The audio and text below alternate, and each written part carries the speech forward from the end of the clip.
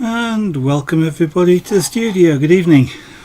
Here I was busy getting stuff out ready to set up, and I thought, well, I might as well just go live and talk to you guys whilst I actually do it. So good evening. I just need to get everything out and set up.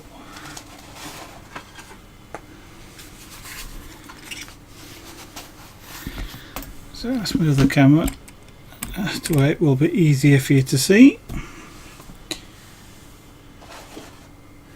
So today is just going to be doing more removal of material, which I'm afraid is what's going to happen for the next few streams.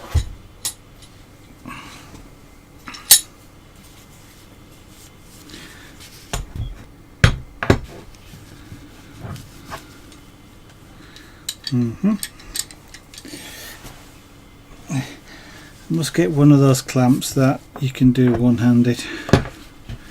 It's always a bit of a pain in the neck trying to do it with two hands when you really need four. Redcake11, good evening, welcome to the studio this evening. That's kind of you to join me. And how are you doing today? I'm not doing too bad. It's been quite a pleasant day, but I did end up falling asleep earlier this evening. So I guess tonight I'm going to have to forego watching streams until 2 o'clock in the morning and actually get some sleep. Probably would be a good idea, especially when I'm working around sharp tools. Right. Oh, that's not so good. I kind of had one a little bit earlier. I get migraines as well, so I kind of know they're not pleasant headaches. I very much prefer to avoid them as much as possible.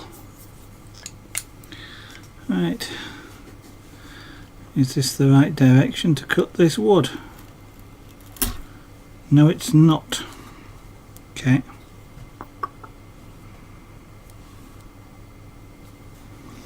Tell that because it split off. So is it right way on this side? And I'll need to move the camera so that you guys can see. So I hope the headache has actually gone away. I know they're not very pleasant, and that's the wrong way to do this as well. Okay.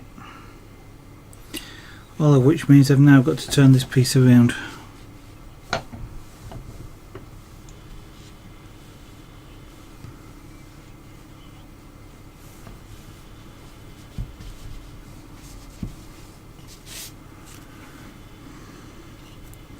Got to cut the wood in the right direction, otherwise I'll split it, and splitting it is not something you want to do.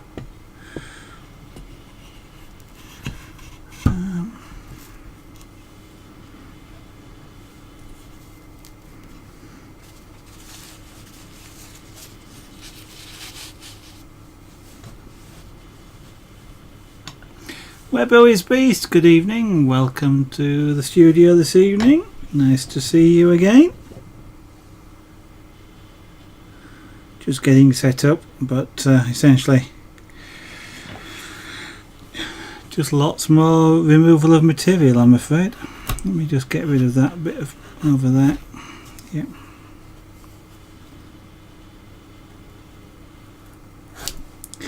Ow. That's better. We're doing this in the right direction now, which means it won't split off, which is what I was after.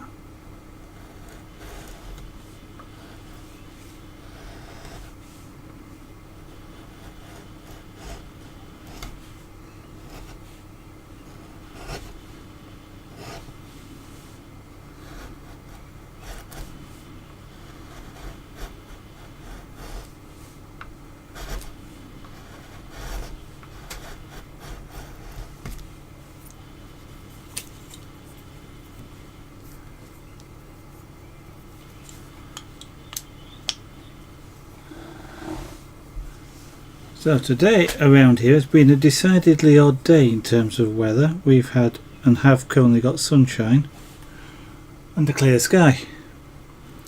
But it's rained today. We've had hailstones and sleet.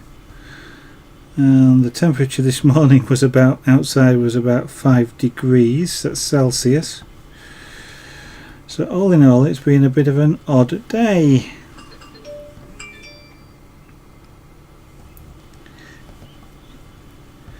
My parcel for Amazon got picked up on time, so I'm quite pleased about that. So hopefully I'll get my money back. And hopefully the replacement might even arrive tomorrow, which means I might be able to mount this camera in a different way and possibly get you a slightly better view.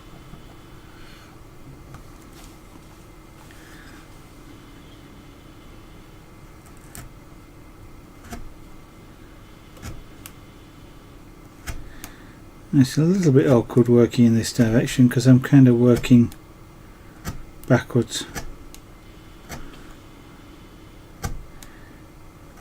because I can't actually easily get around this side of the desk, so I'm sort of working across myself a little bit, but that's not too bad.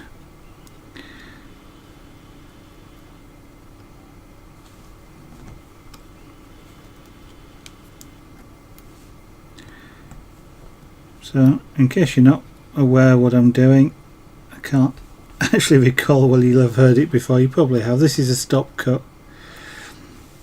If anybody's new onto the stream anyway, this is a stop cut. The idea of a stop cut is I cut straight down, and then when I come to do any work on this waste wood, it will not, if I split it by accident, for example, it won't run into the piece of wood I want to keep because it's already cut off, and that stops the split from going where I don't want it to go. Hence the name stop cut.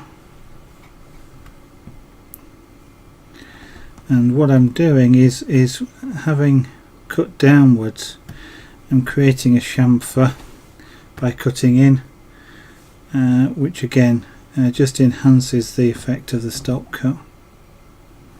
And also means I don't have to be as careful when I'm doing the using the big gouges, in terms of I don't need to get right up to the edge because the edge has already been cut away. Oh, thank you. Why have I got... oh, it's me. You'll also notice, Rake Cake, that it says pyrography. That's because I pushed the wrong scene. There we go.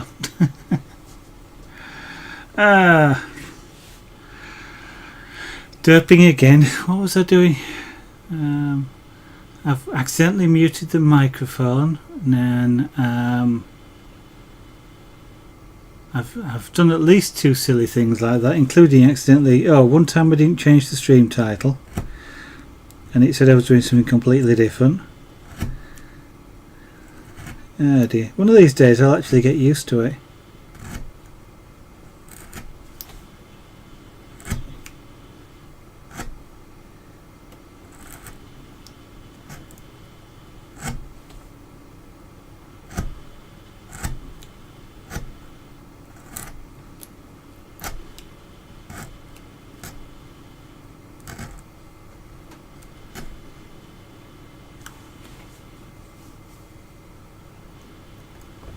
So I hope you didn't suddenly worry. I was doing a funny shaped cat in this carving.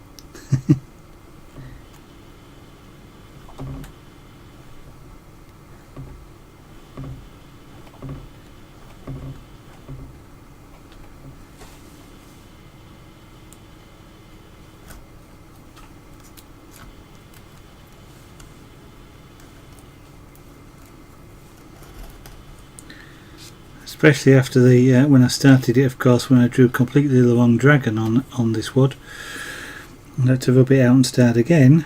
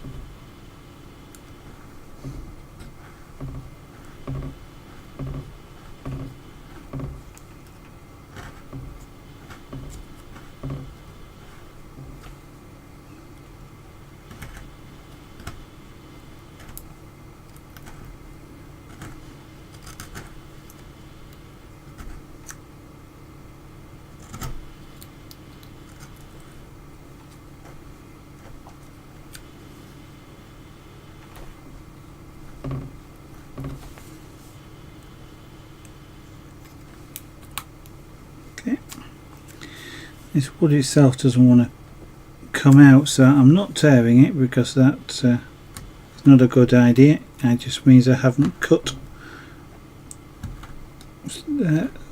the wood sufficiently in order for it to actually just drop out of its own accord.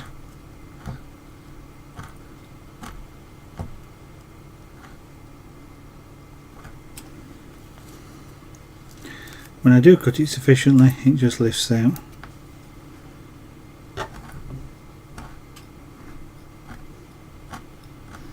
I guess I do keep going on about cutting the wood properly and not tearing it, but it's almost one of the cardinal rules, shall we say, of carving.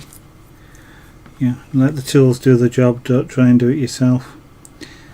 As soon as you start tearing at the wood or trying to push it out the way, then you start making a mess of whatever it is you're trying to carve.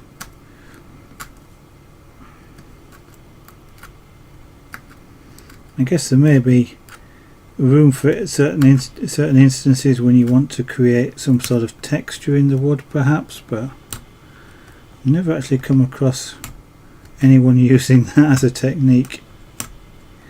But you never know, there's always more than one way to do anything. Well, there's always more than one way to do any carving anyway.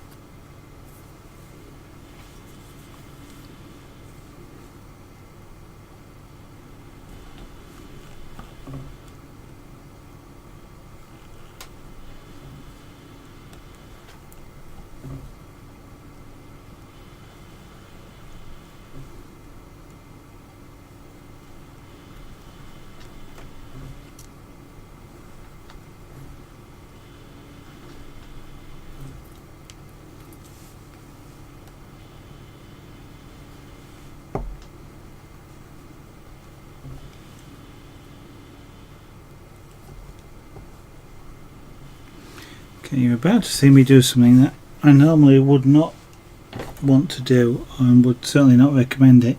It looks like I'm cutting towards myself, but you'll notice that I'm holding the tool with my fingers and I'll be driving it with my fingers and not with my arms, so I'm maintaining a great deal of control over this, and I'm also keeping, as you'll see, keeping my wrists out of the way, and I'm actually about a foot away from my body with this blade, so it's going to be really hard for it to make contact with me.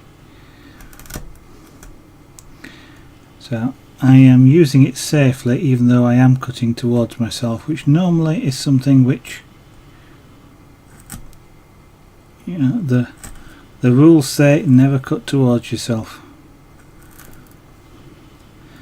Again, it's just it really is just a safety thing, and generally it's something that they do teach to beginners because they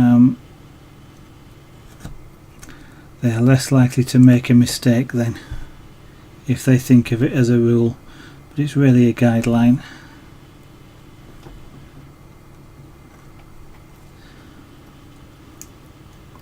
So you don't need to worry if you see me doing it. Might make you cringe a little, but it is safe.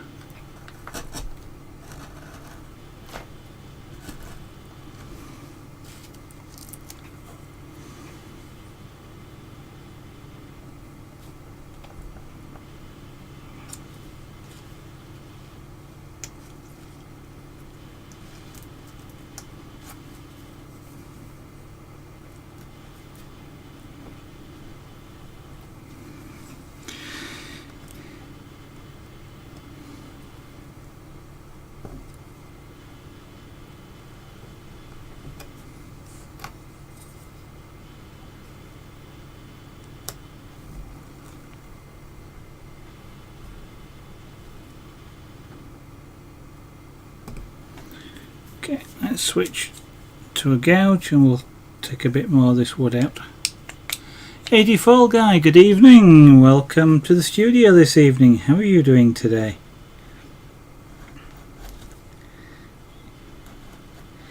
We've had some odd weather up here today. Haven't quite had snow, but we had hailstones and sleet earlier this morning, and 6-degree temperatures, and it's now sun shining and we've got a clear blue sky.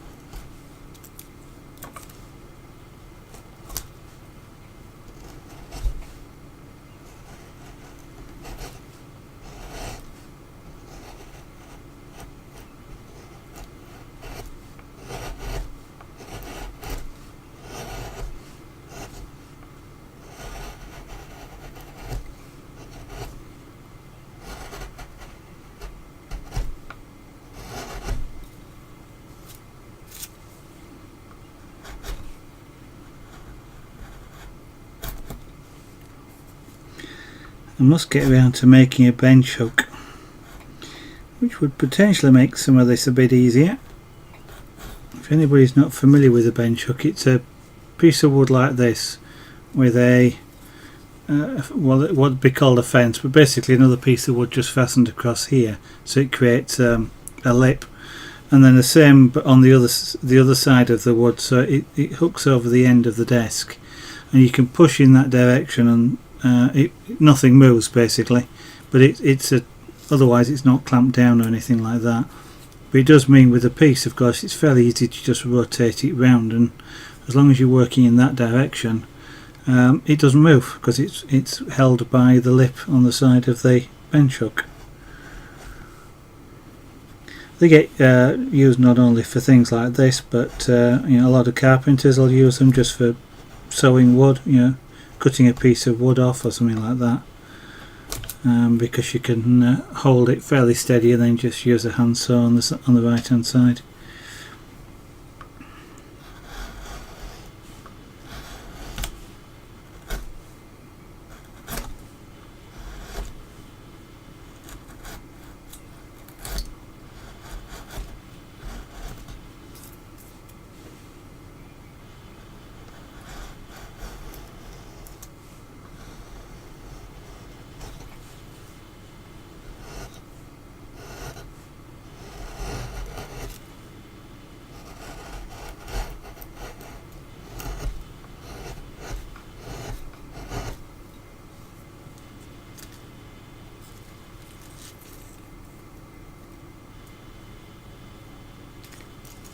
Okay,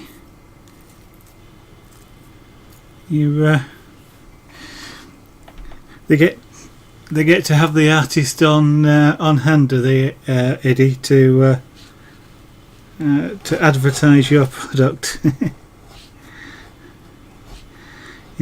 Is that a bit like musician singers and people in the charts and authors and like that go out and meet the public? You're doing the same thing, are you?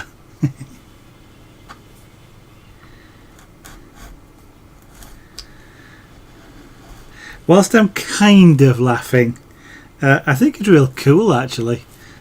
Is that? I mean, the fact that a shop's selling your stuff, and I'm guessing you're there to help out in the shop as much as just selling your own chainmail, but it still is still sounds kind of cool there to be able to tell somebody that you actually made the thing that they've got in their hands.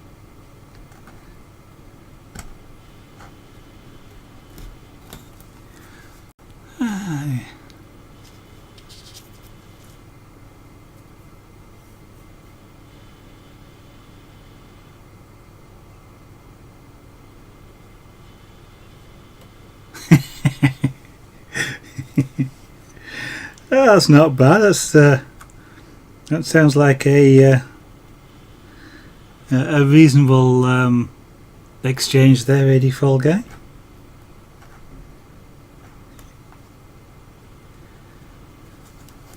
How does it go? I mean, is it do you manage to sell a reasonable amount through the shop like that, or is it just the odd thing? Yeah, Red Cake. If you didn't know, check out AD Fall Guy. He's a streamer, and I'm sure Eddie'll drop into chat when he actually streams. He makes chainmail articles, jewellery, and other things similar to that. I believe he's making his own sign as well, and for use in places, craft exhibitions and things like that out of chainmail. But I know he makes things like dice bags, and I'm guessing he kind of could make sort of almost anything that's in that sort of line as well. Which is tomorrow. For some reason this week I can't keep track of what day it is. Today's Tuesday, so yeah. Unfortunately, fortunately or unfortunately, I get a little bit of chance to watch you myself, Eddie, before I start. But it's certainly cool watching him, guys. I mean, I find it fascinating. Anything like that I find fascinating, but the way in which he manages to keep track of just how to or just which rings to push to push the ring that he's working with round, and he's got an untwisted ring, and he's putting extra rings on, and then somehow they all lie flat and create beautiful patterns and images like that. I don't know how he does it, and I'm watching him and I still don't know how he does it.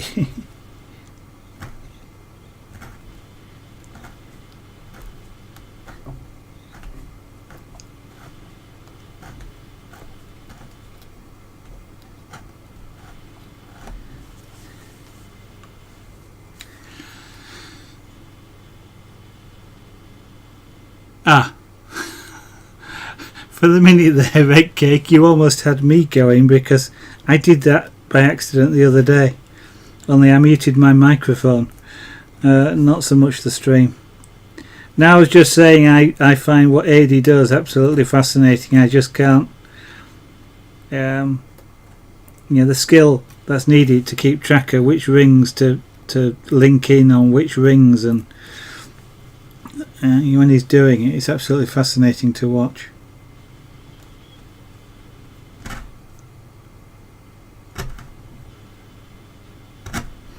I guess just like any other expert, AD makes it look so simple, but I know it's almost certainly not going to be as simple as it looks.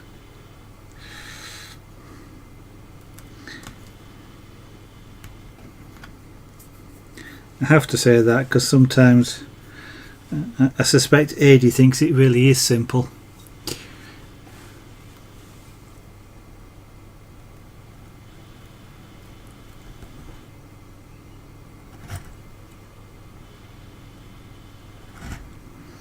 I don't recall Red Cake, my memory being the worst thing about me, I guess.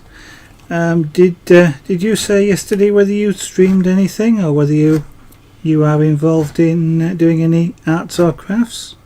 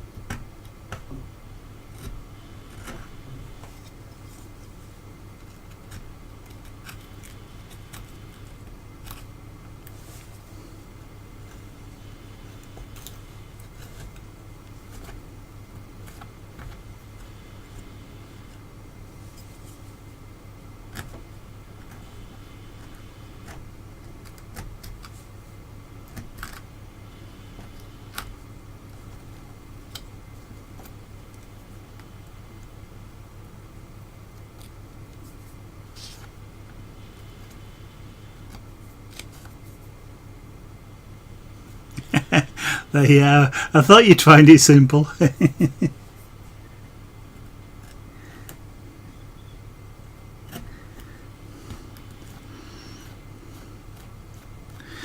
Yeah. I guess we're all the same. It's in some ways the I find either doing this or, well,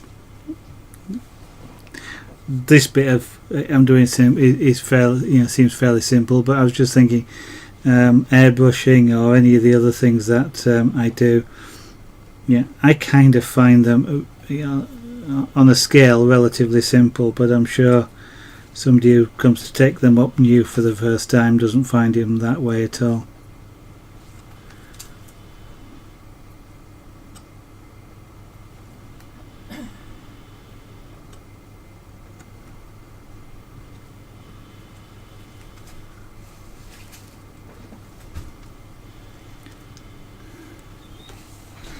Okay.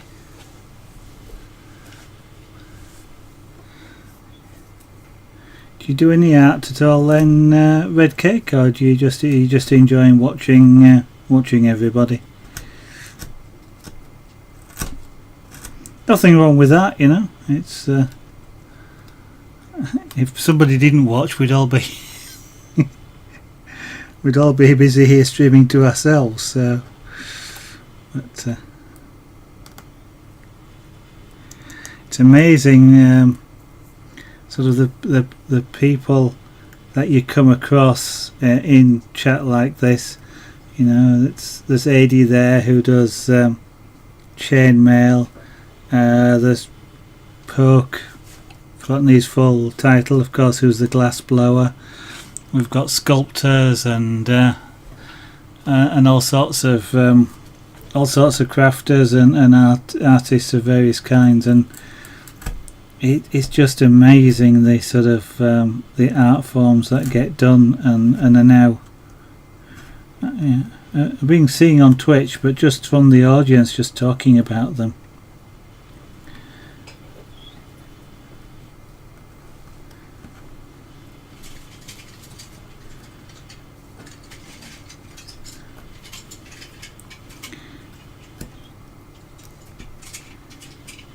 I think, what was it the other day? Somebody was telling me that they did. I actually can't remember now, but I remember thinking at the time, because they didn't stream, wishing that they actually did, because who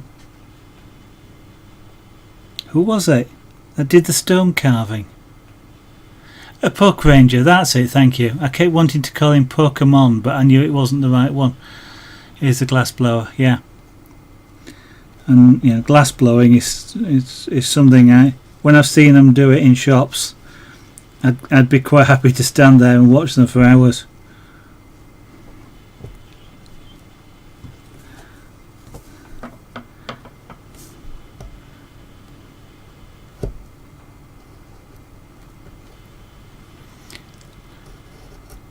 Bubbles the Monkey, welcome to the studio this evening. Nice to see you again. And there you go, Red Cake. Bubbles the Monkey, also a streamer who does bead art.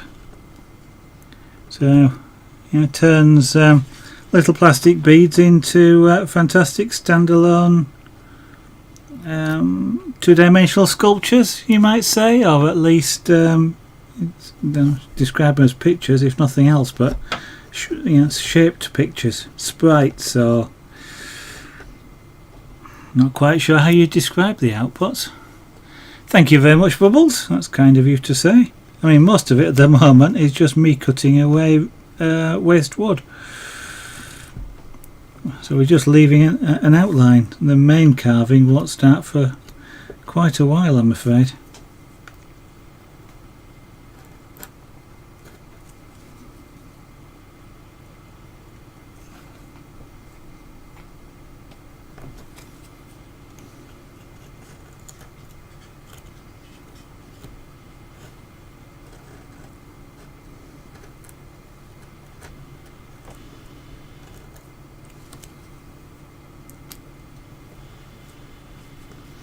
I noticed you finished a couple of pieces off.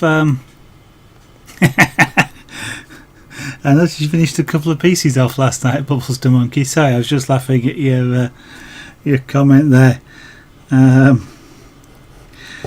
It's either that or I get bored doing one one thing exclusively. I think is more like it. Or I just can't decide what to do. Because I love doing all the things that I do, whether it's the carving or the airbrushing or the pyrography, or even the scraper board, or even the punchcraft. All of it. I just love creating images in whatever media it is, and I just love to try them all.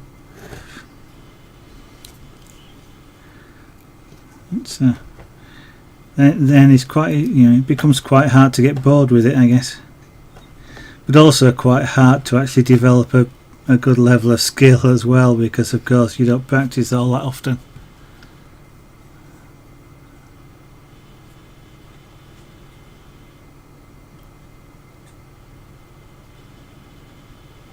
And 3D Blog, good evening, welcome to the studio.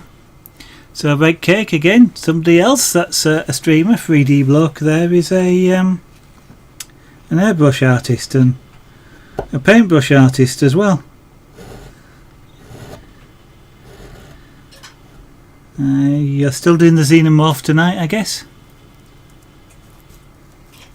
Taking requests. Oh, I didn't catch that. I was watching you last night, but I was also watching about 3 other streams at the same time, and I was only half listening because it's quite hard to concentrate on sound from 3 streams at the same time.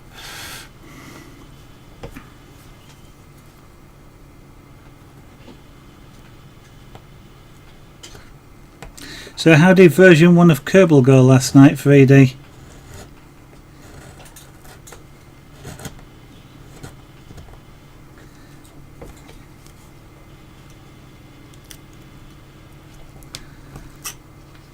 There's quite a few people saying they were going to play it last night.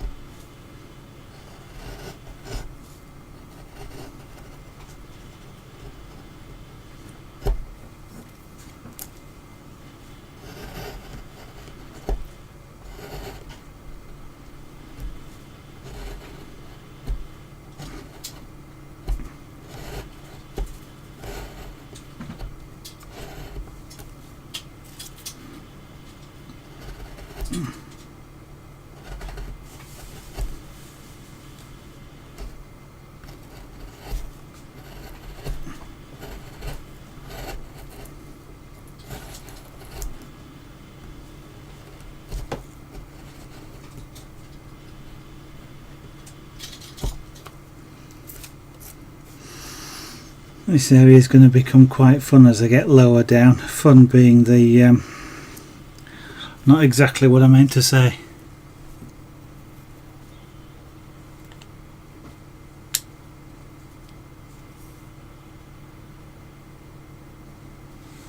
Okay. Yeah, it's been... Oh! Any hints as to the new stuff then, 3D? Or are you just going to keep everybody in suspense until it actually happens? I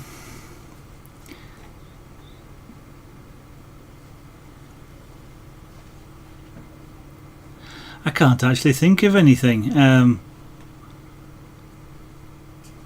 Really, Bubbles? I mean, there's sort of plenty of cartoon and game characters around, I guess, but most of them are quite large sort of things.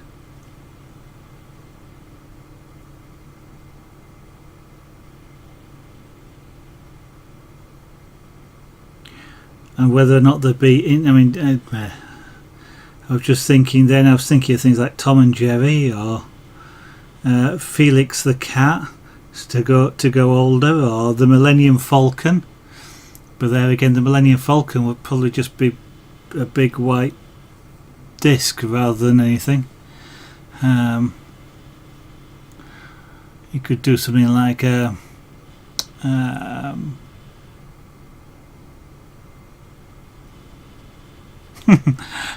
you know, it is terrible. A lightsaber is what I was trying to think of, and I couldn't think of just what the thing was called then. But that would give you a chance to use some nice bright colours.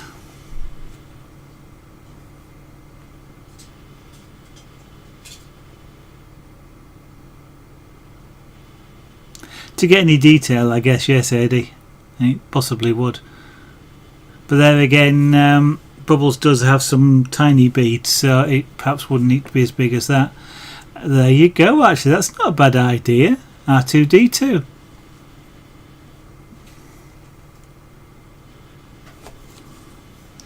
And I'm guessing that would be a relatively popular character. I suppose you could almost do something like one of the Ewoks as well.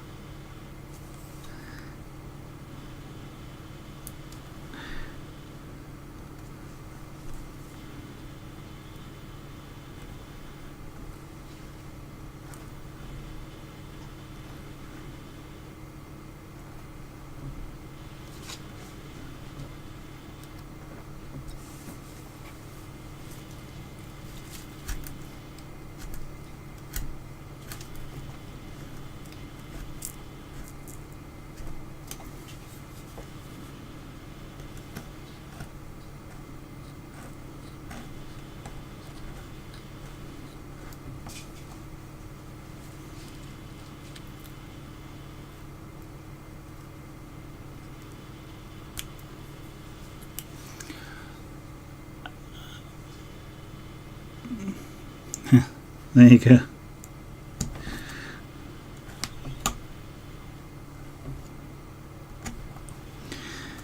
Yeah, 3D Block there is also our resident Kerbal expert.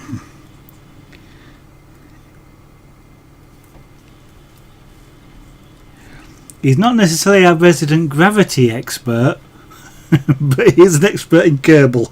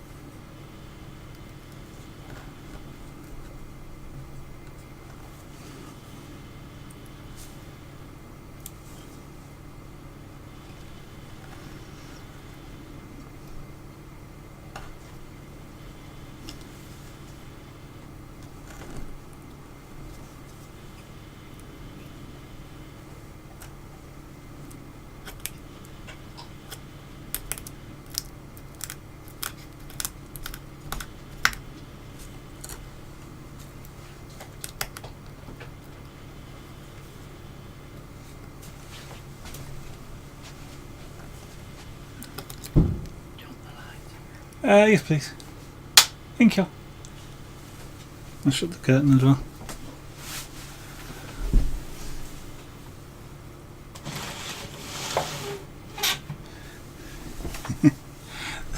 There you go. As I said, Free's not necessarily our resident gravity expert.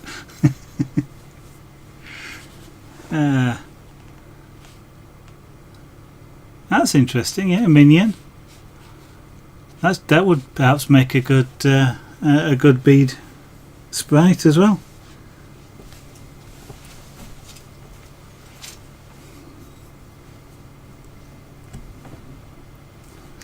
You never know though, Free, if they've gone out in 100-year orbit, they may just turn it into a colony ship, and if there's more than one of them. and you may find them coming back in 100 years' time.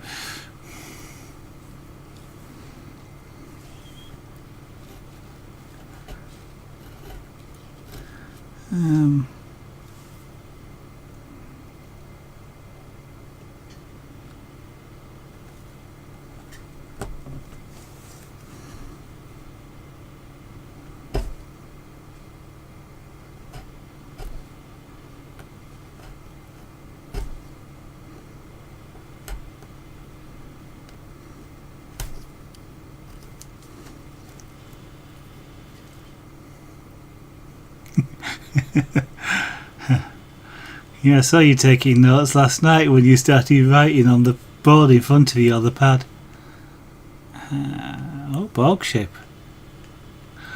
That I guess would have to be big though, wouldn't it, to get just even a little bit of the detail in there.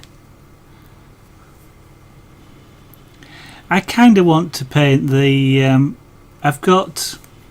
I don't know who the artist is now, but I've got big canvases. Well, the prints, I guess, of the originals, but some big canvases of the different ships from Star Trek.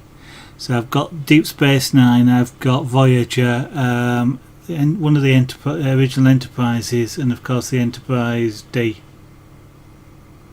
Yeah, Next Generation. They're amazing pictures, and I'd love to be able to do something like that.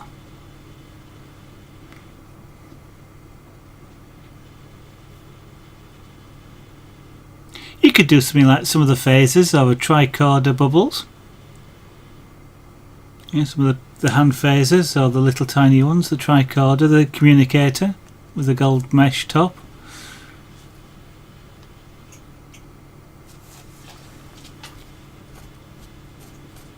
I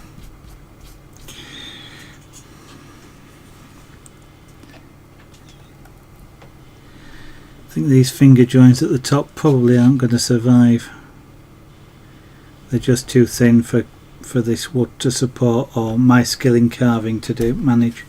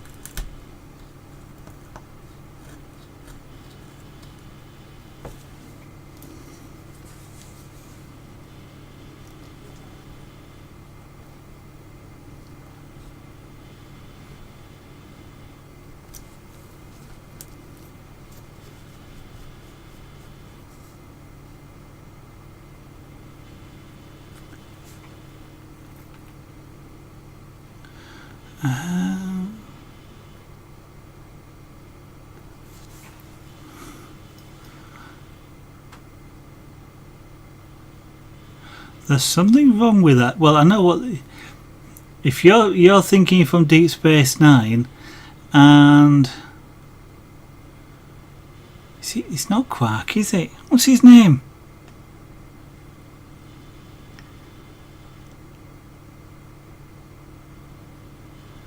And they're not platinum either.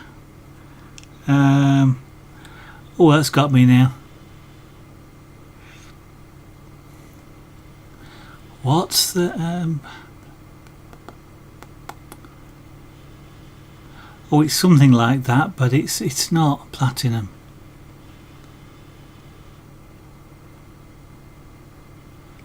Because it's supposed to be a gold something mix, and oh, now that's going to tweak my memory for ages.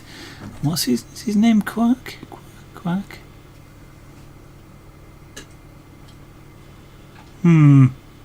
Yeah, it's gold press latinum. That's the one. Thank you, Free. And what's the name of the character then? It is something like that, but I can't remember the name. Oh dear. And it's one of those things that's at the very worst, after the stream, I'm going to have to look it up. Is it?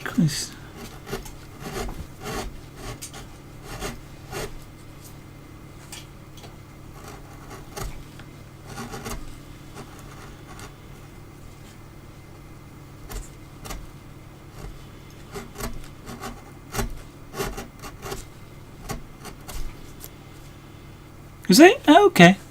It's maybe the way it's said then. Just, you know. Quark sounds like physics, but Latinum, yeah.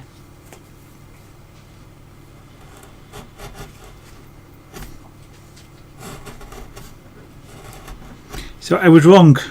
It is what I thought it was not.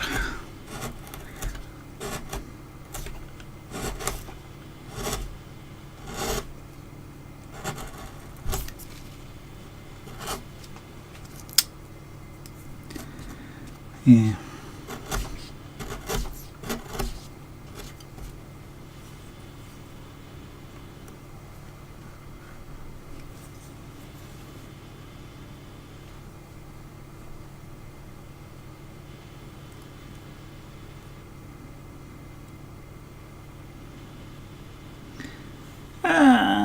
Not sure which my favourite is. They're kind of all different. Yeah, in their own ways. I mean, Deep Space Nine was, relatively speaking, quite a dark one, wasn't it? I love what I love from them is the music, or the title music from all of them. There's something about the music that sort of speaks of out there and you know, vast distances of space.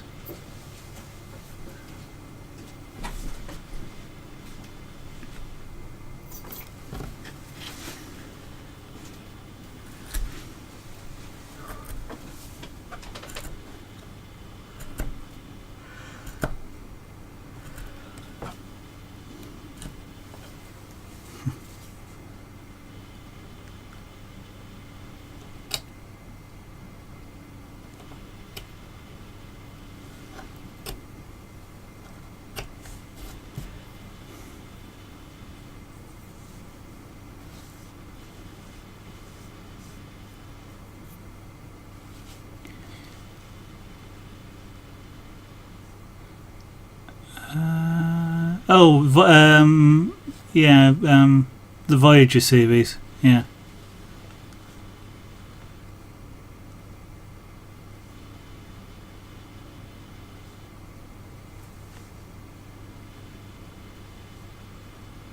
Oh yes, of course. Yeah, Jeffrey Archer, isn't it? I'd forgotten about that one. It's so different in a way that I keep forgetting about that one.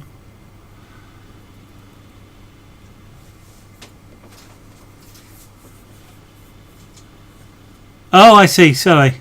Yeah, that's what. Yeah, as I say, I forgot about Enterprise. I watched a little bit of it, and I've read a few of the books, but I must admit I didn't really get into it. I don't know quite what it was about it. It didn't really spark my interest as much as the other ones had done.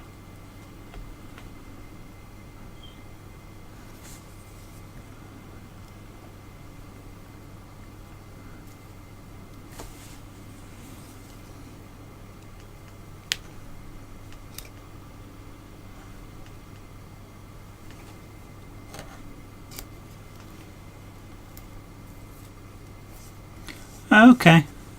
I can't remember how many series I actually watched. 3. I did watch it for quite a while.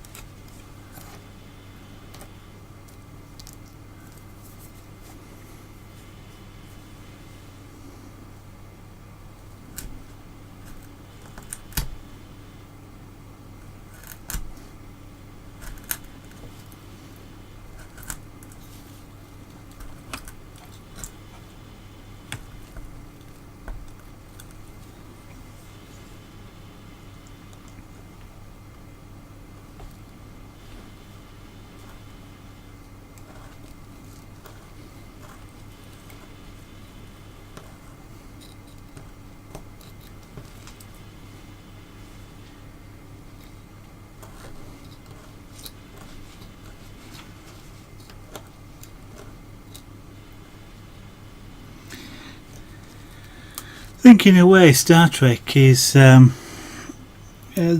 Star Trek universe it could be the a real good source of,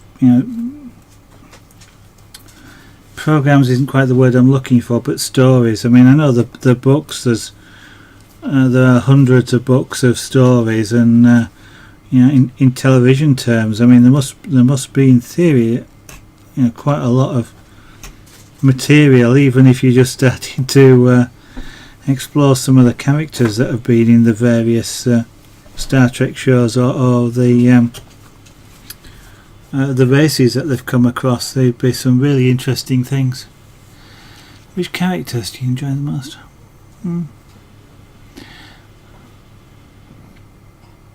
Yeah.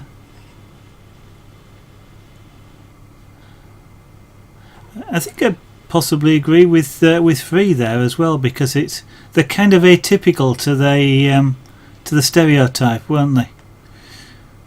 Which made them a lot more interesting.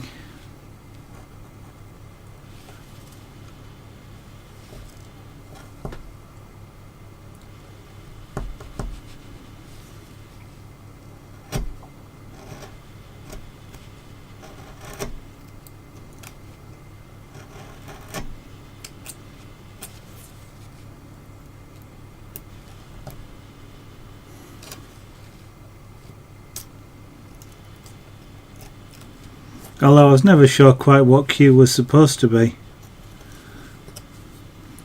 Whether he was supposed to be good or a bad, or just literally indifferent.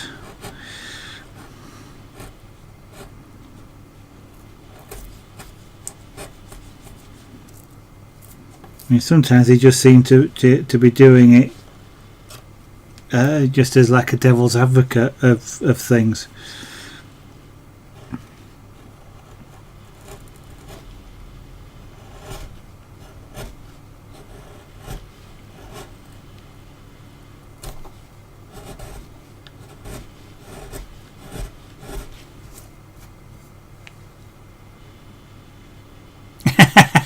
And that's true, it is, isn't it? Yes, the first troll character.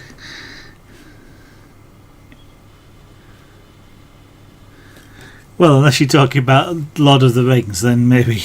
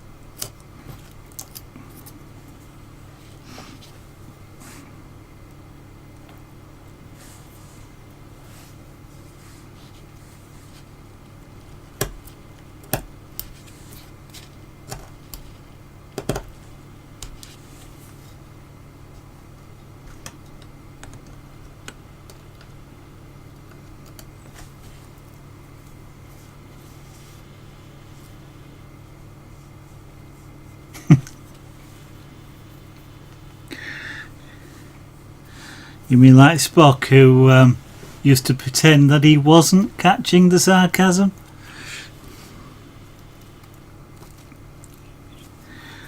And was it his father? No, Sargon was a different character. I've forgotten what Spock's father was called now, but Sarek, that's it. I think that most of those guys, of course, were just, shall we say, pretending.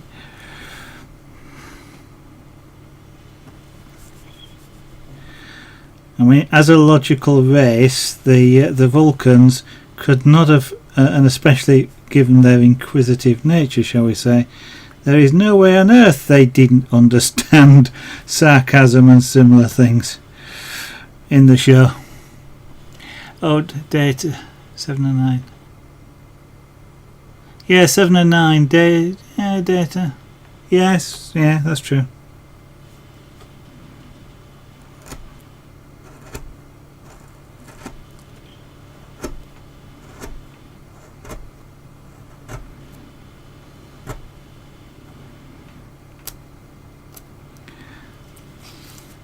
I was about to say, you know, the kind of both almost artificial intelligences, weren't they, in a way? I mean, I know, of course, 7 of 9 wasn't, you know, she was human, so to speak, but being part of the collective for so long, she almost thought like a computer.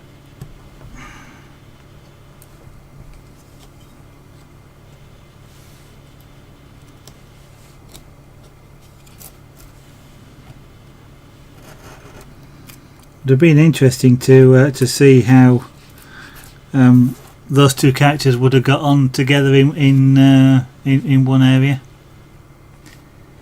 Okay, bye Red Cake. Have a good evening or afternoon or whatever time it is wherever you are in the world. Hope to see you on another stream in the future.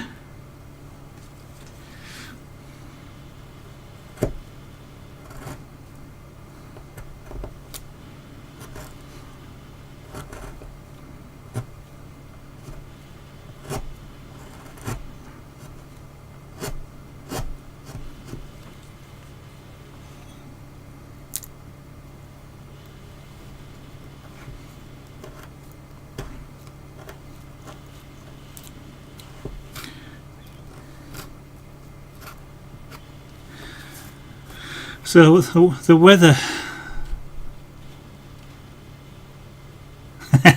yeah, I was about to say the weather must be affecting us all today, because the stream does seem rather quiet tonight.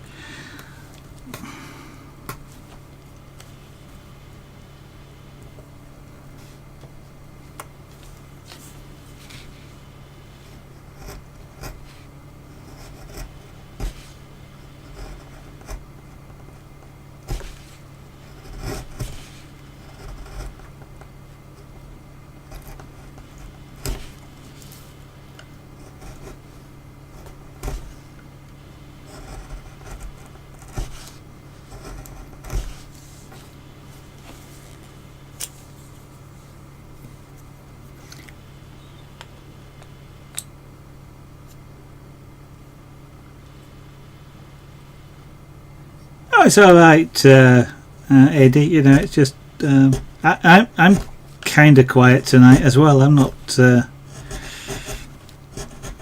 for some reason, I'm not particularly speaking 10 to the dozen as I seem to do often.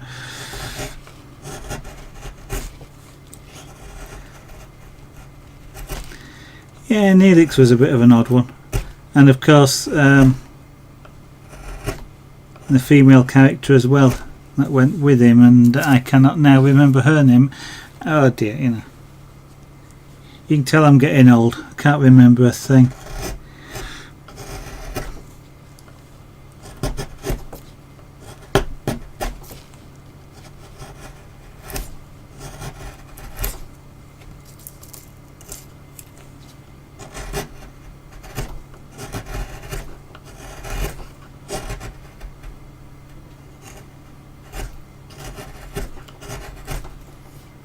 Kez, that's it. Yep.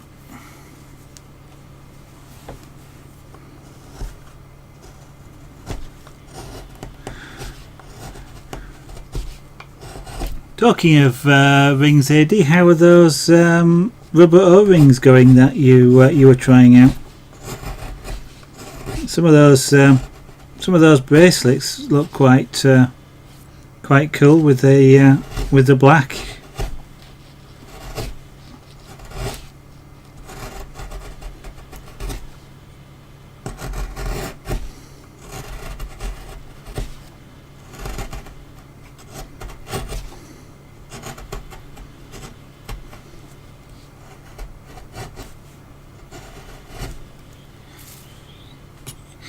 kind of odd, isn't it? I mean, Kez turned out to have some sort of paranormal powers, and out of what Wesley did out of Next Gen, didn't they?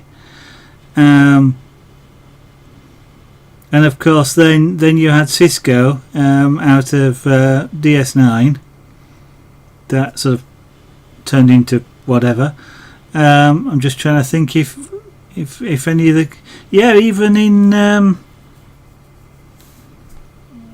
even in the original series there was one of the characters, wasn't it, that turned into a god, but that was just a one-off episode. The others were sort of long-term characters.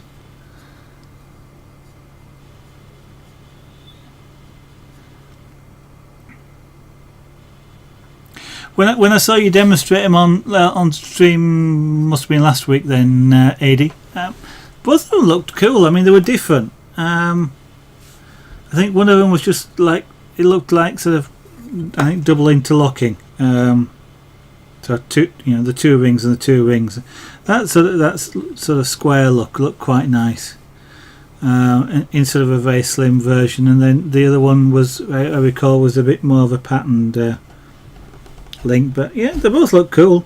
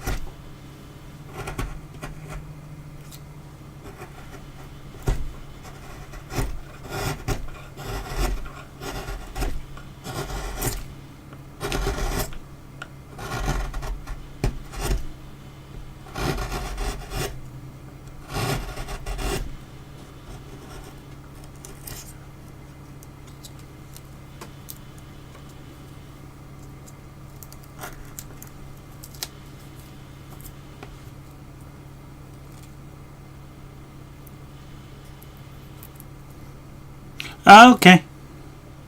How will that? Fair enough.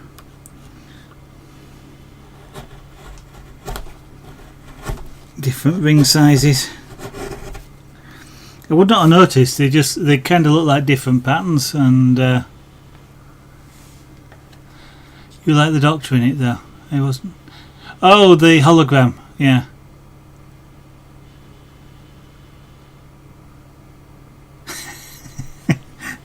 I wouldn't know. I don't watch EastEnders. The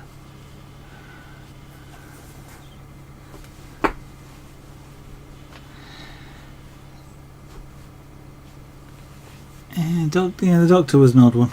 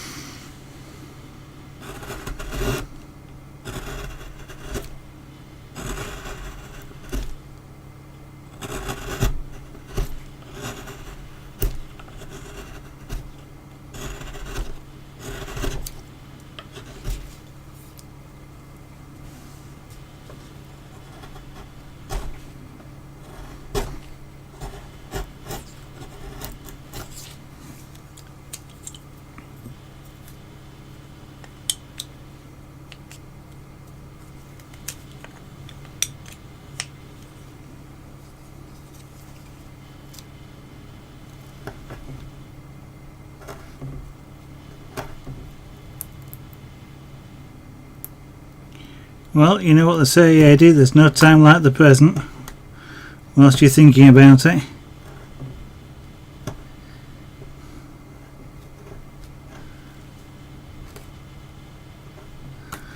Mind you, they also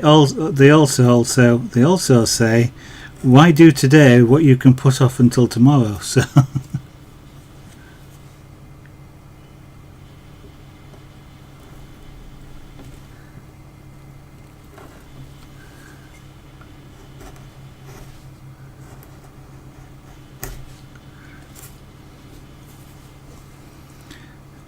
let's give this a bit of a sharpen.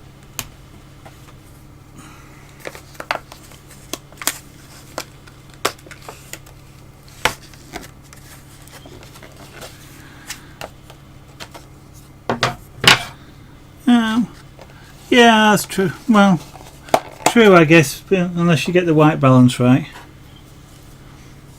I mean, there's one thing about fluorescent tubes; they tend to be contain more blue, so they're a little bit closer to daylight spectrum than incandescent bulbs.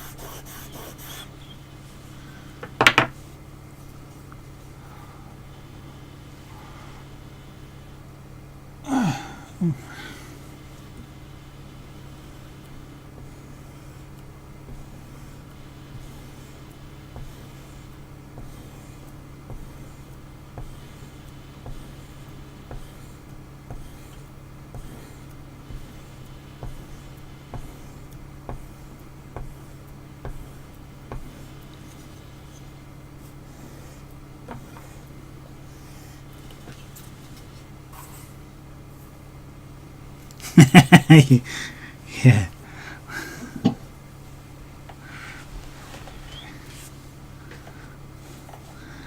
Yeah.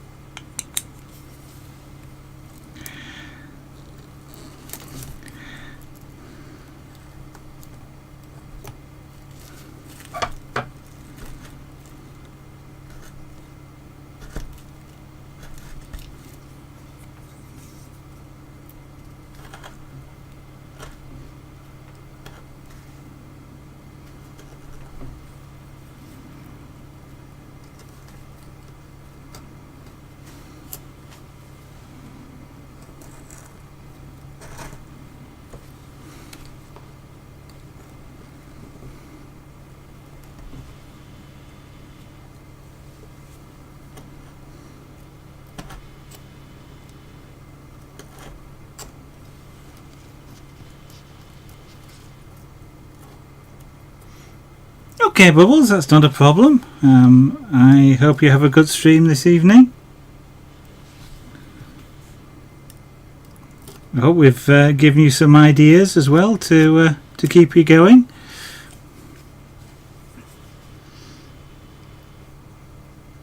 If you're still on when I've finished, I'll drop in and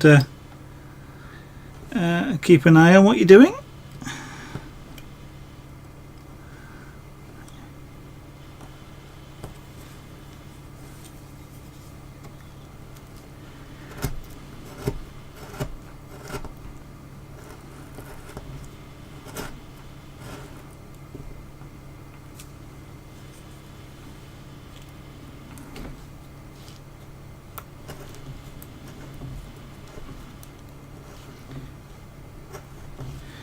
In the meantime, if there's anybody that's new to the studio and isn't that sure about what this thing is in my hand, you're looking at a chisel, a rather sharp chisel, and I'm doing something called relief carving, which is 2.5 dimensional carving, by which I mean it's a bit like taking an object and cutting it in half and then sticking that half on a plaque of wood, and that's sort of what this will kind of look like when it's finished. Gaming Zach, welcome to the studio. Thank you for following, that is most appreciated. I'm glad that you're enjoying what you're seeing enough to want to follow. That's fantastic. Yes, 2.5 diggy sort of thing, and we're carving this out of Americans call it basswood. In Europe it either gets called basswood or European lime. It's a really nice wood to carve. It's soft, but it takes it forms nice clean sharp edges. It's got consistent grain, which also makes it easy for carving, and getting getting really nice smooth surfaces and things like that. What I'm doing along here is just creating, well, it's a bit of an awkward area to get in with some of the bigger tools, like some of the gouges that I've been using, which lets me pull out some of these big chips of wood. So I'm just using a straight chisel first of all to create a stop cut, which is, generally speaking, a vertical cut straight down. It's there to stop me as I come in at this angle here. I get a stop effect from it. It also stops the wood if the wood's tending to split as I'm lifting it in some way. It stops that split carrying on further than I want it to go. So that's why it's called a stop cut.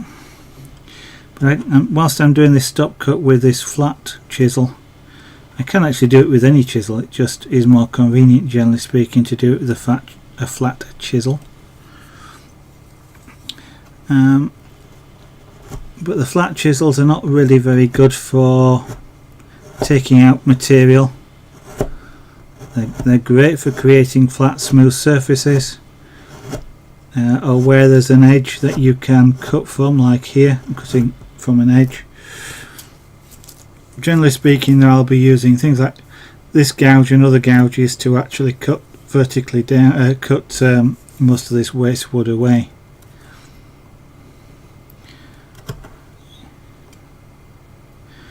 Once I've got rid of most of it, I'll then get into some of the more awkward corners using some of the finer gouges and one or two other chisels that I've got here.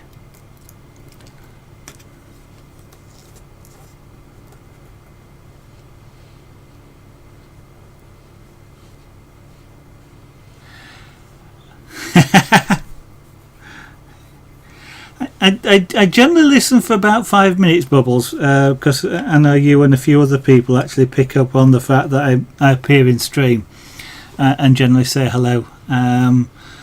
But no, it's not your taste in music. No, and in fact last night I had the music on, but it was turned down. It's generally your music is actually quite loud compared to your voice, and I'm generally listening to 3D as well, and I listen to another streamer at the same time, and I can distinguish 3 voices, but with the music track being relatively loud in your stream, it just makes it harder, because that's like a background noise across all of them. So that's when I do tend to mute streams. If I was watching yours exclusively, then I wouldn't have a problem with it, because then the music is okay in terms of level. So, not your taste of music at all. It's me trying to watch too many streams at the same time.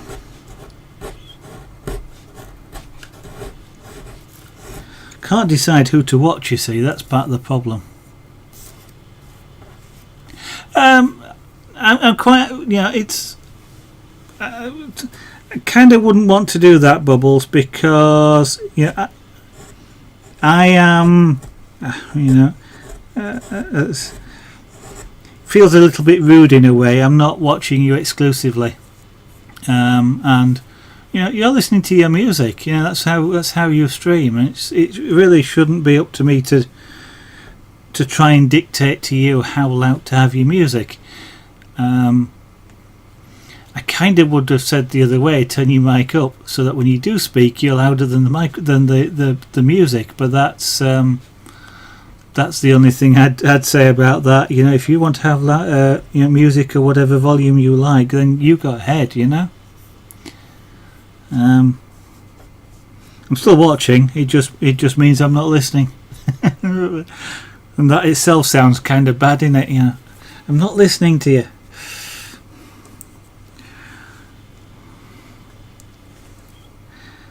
Glad my wife doesn't stream. I would have to watch one then.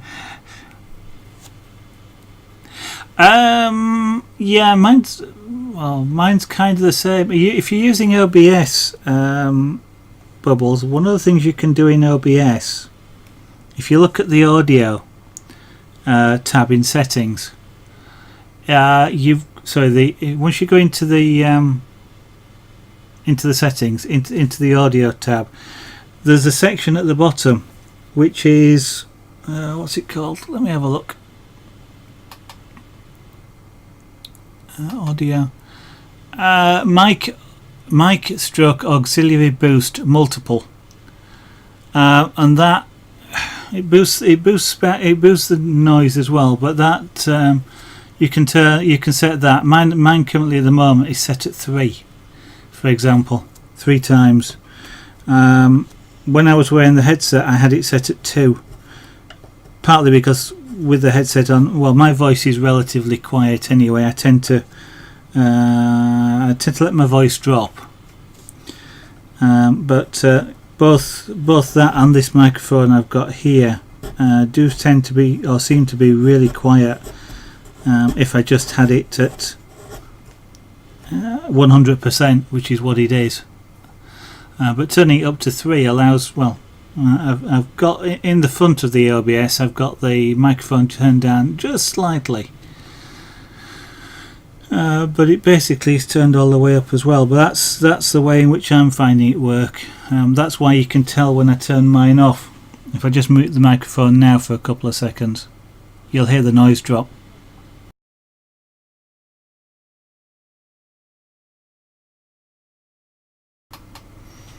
And then you probably heard it turn back on again. Just the background noise because of that boost, but otherwise I'm guessing you'd have to be turning my stream up quite a bit to be able to hear me. And then when you went to some other stream, you'd be scrabbling like mad trying to turn it down rather quickly. Which unfortunately I keep doing with you three.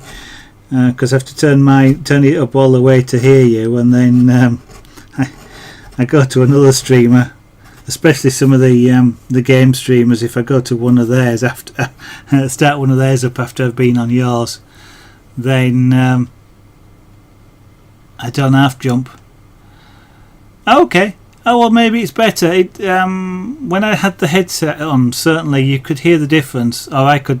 If I played back the VOD, I could hear the difference if I muted it. And I was just assuming this one was doing the same because there is a background noise level. And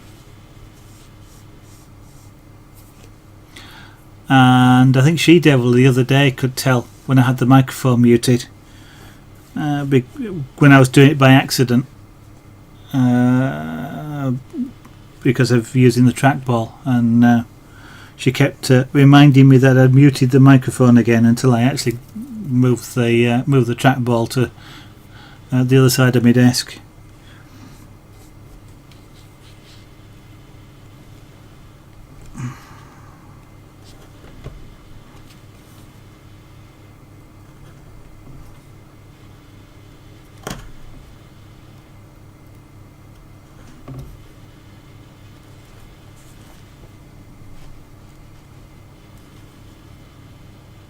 And you, I'm probably slightly deaf as well. I'm sure there are people in this house that would probably agree with that statement.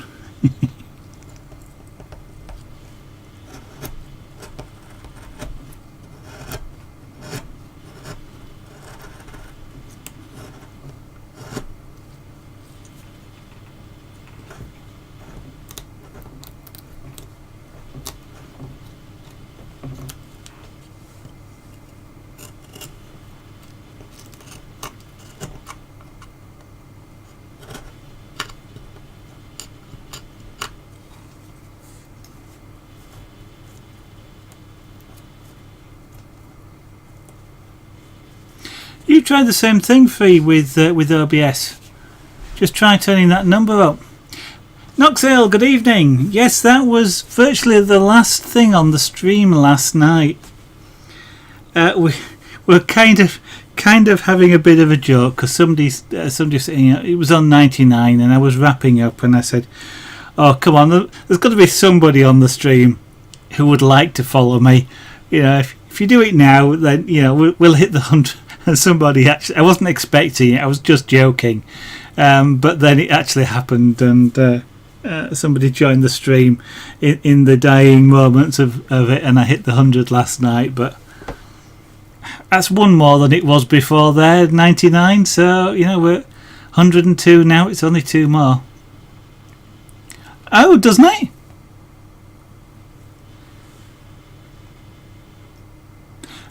I thought I was running the multi-platform version. So is it actually just detecting it's a Mac and won't let you do it? Because I see it in the audio tab, but I assumed it would be the same for the other versions as well. Because I'm fairly sure I'm not running what is this 0.651b. I thought it was the same across all of them.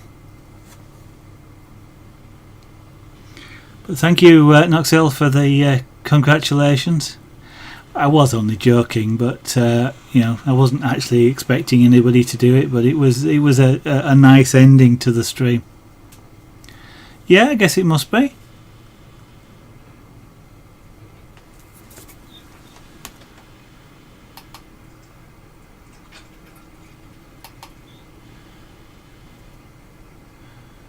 Because it's. It kind of doesn't look like it would meant to be. I mean, there's the push to talk delay. There's a desktop boost for the boost the desktop sound, the mic boost, and then the mic offset. With it being sat in the middle, it doesn't look like it'd be one of them. Okay.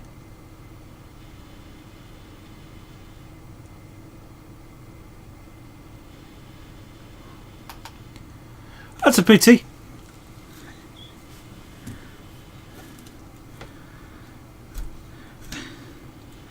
I know it's a difficult miking situation anyway when you've got your back to the mic. When you're talking or you're a fair distance away from it. I mean that's the problem I had when I was looking for microphones, in that I wanted one that I could be at least 1 foot to 2 feet away without having to shout or anything like that.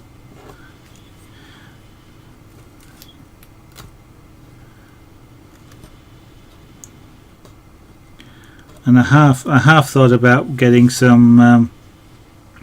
getting a rifle mic, but their pickup patterns are quite tight.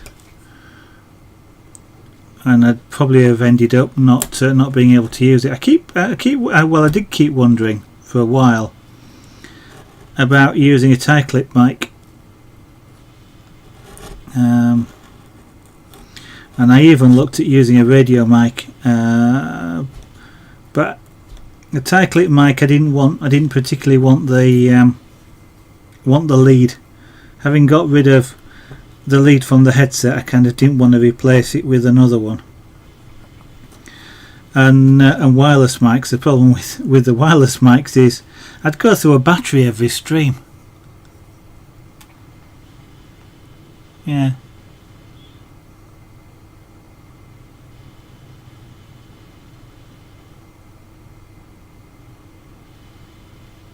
Oh, okay, yeah.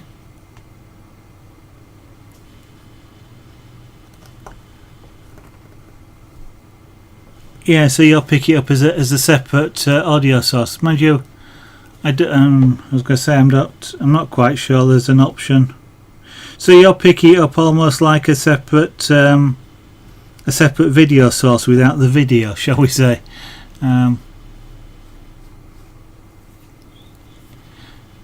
You can get lapel mics that are wired, but I mean obviously that's a bit of a pain in the neck when you're airbrushing. But yeah, the most of the wireless ones that I saw they take an AA battery or something like that, and the battery lifetime on an AA battery, a primary battery, is about 3 hours. And even with sort of a belt pack type microphone, that's taking a 9-volt battery, they're only sort of about 10 hours. I'm not quite sure how well rechargeables would work, but that okay, because they'd be all right, that sort of thing, Eddie. I was sort of spent quite a bit of time looking at broadcast stuff and stage mics, and I literally couldn't really find anything that would last a reasonable length of time. I didn't want to be forced into trying to buying AA batteries by the truckload to do streaming.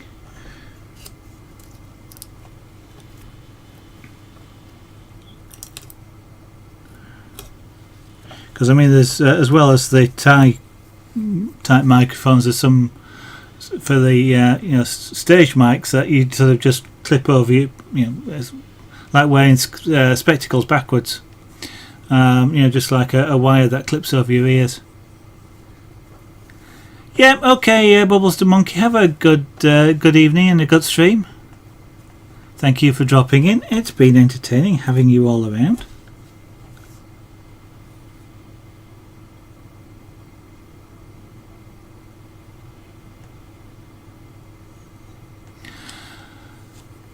Didn't particularly think of gaming headsets, but there again, my reason was to get rid of the headset. So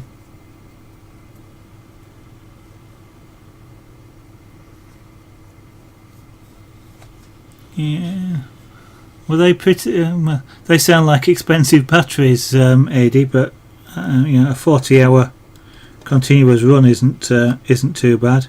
I mean, that's what, 15 days, 2 weeks use wouldn't be, unless they were really expensive, wouldn't be too bad.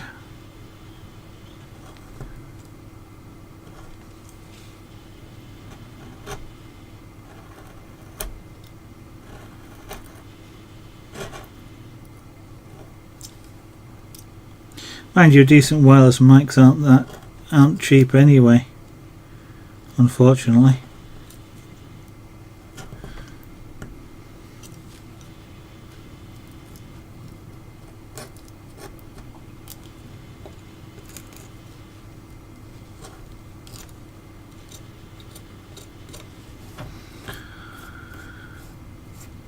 Mind you, having thought about it, when you watched programs like Big Brother with when they were wearing, of course, wireless mics, they were only changing the battery. Well, supposedly only changing the batteries once a day, and they'll have been doing it whether they were going flat or not. But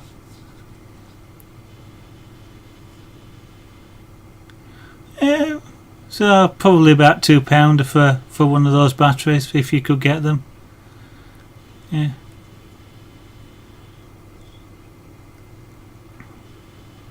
Yeah, there's kind of, some of them are kind of weird though. They need the voltage out of the battery. So some of the ones I was certainly seeing, the specs of them, basically a rechargeable battery just wouldn't have worked. They were quoting things like signal strengths at 1.3 volts, which was not very good. The primary rechargeable batteries tend to be 1.3 when they're fully charged. Yeah. Tillybug, good evening. Welcome back to the studio this evening. Nice to see you.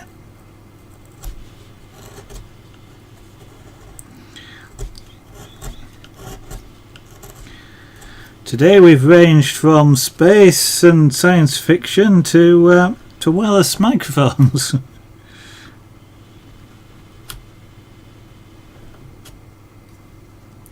Interestingly, what I couldn't see anywhere, and I did look for them, and that was literally rechargeable wireless microphones.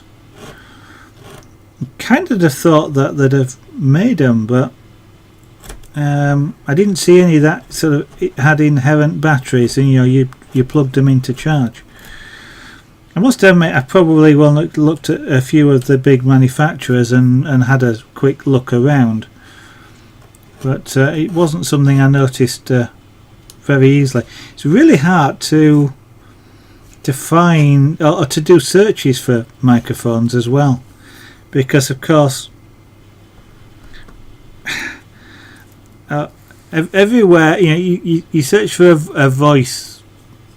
voiceover microphone isn't a microphone used at a distance, or a tight clip microphone, and a vocal microphone is for singing, and it's really hard to classify this sort of use like I'm doing here with a microphone that's on the desk. In interview microphones, but those where I looked up interview microphones were sort of the rifle mics with the the dead cat cover over for use in outside broadcast, and I couldn't actually find any like the desktop interview type mics, because of course that's kind of the situation we're using it in a way. And so one would have thought they would have had a decent configuration and microphone specs to suit what we do here.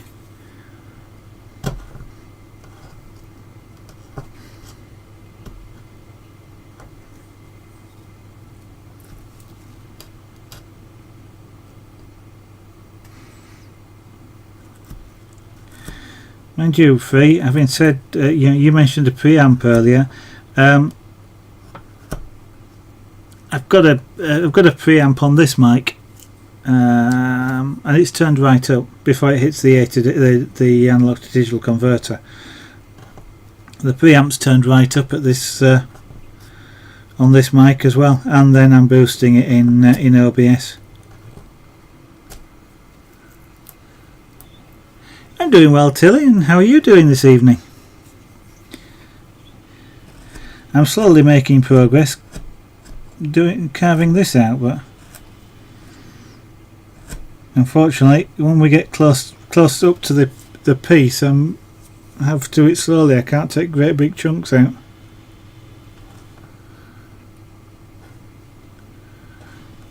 Actually, I wonder if I can do something.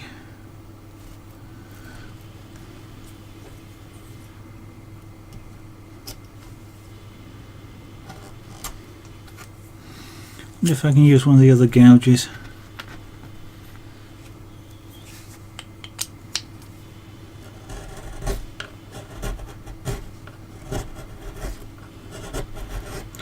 This gouge is relatively safe because the edge there rests against the piece, and so I can't cut into it. So as long as I'm fairly careful as I come around corners, I can use this gouge and get closer in.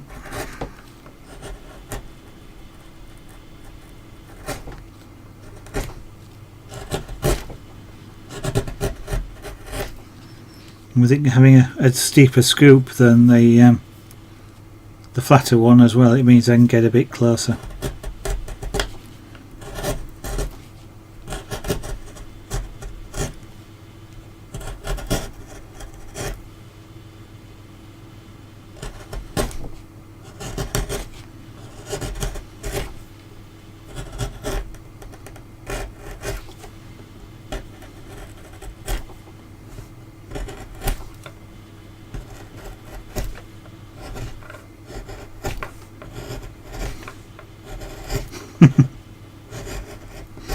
You just tend to throw bits right to the end of the desk though.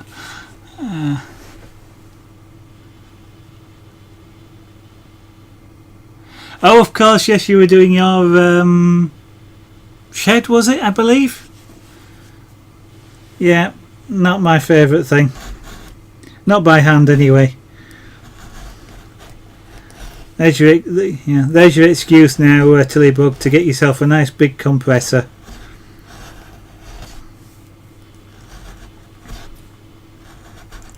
And then afterwards take up something like glass engraving or airbrushing.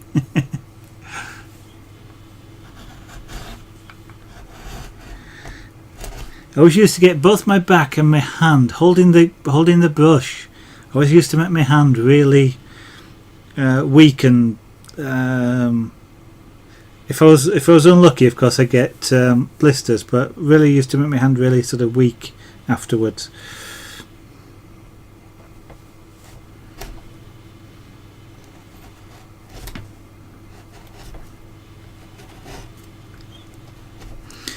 So did you take the opportunity to paint funny faces and things on it before you then covered them all up? It's kind of everybody that I know who paints things like fences and stuff like that, paints big smiley faces and things, and then goes off afterwards and makes it back to being a boring, just single colour.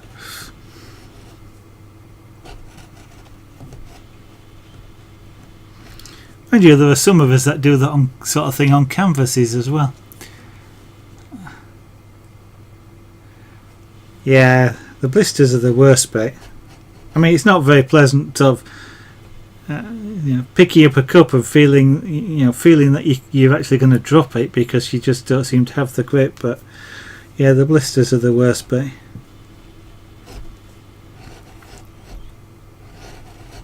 Actually, one of the things I found, well, it's a bit late now, one of the things I kind of found is if I wore a pair of gloves, that seemed to make it less likely to get blisters, as long as they were fairly, shall we say, fairly close fitting gloves, rather than just the sort of gardening gloves which are fairly loose fitting. But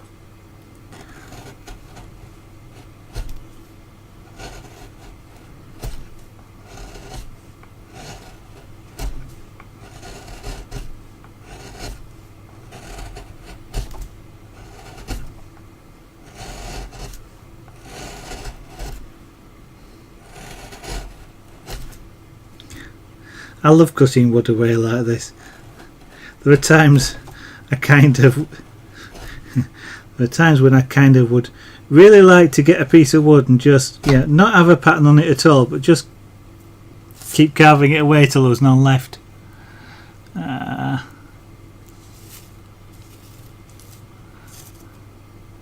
I wonder who would do something like that as well. Can't think of anybody.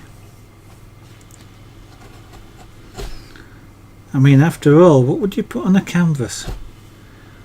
No.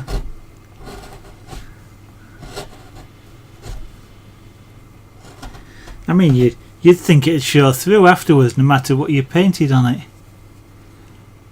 it. You were looking too hard. Kind of hard to look too hard, Noxel. I mean, I guess I could have. Oh, that's warm.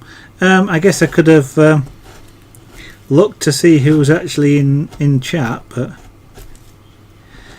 as Lost was saying last night on her stream, she doesn't call out people who are lurking. She doesn't like it when it's done to her, so she doesn't do it to anybody else. I actually got to see her last night, Free.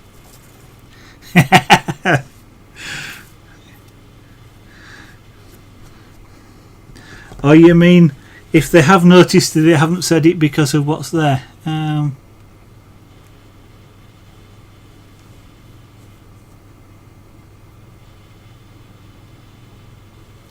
Bubbles is streaming at the moment. Oh, he's going to shortly, Noxhill, and I guess that's what she's just about to say to you.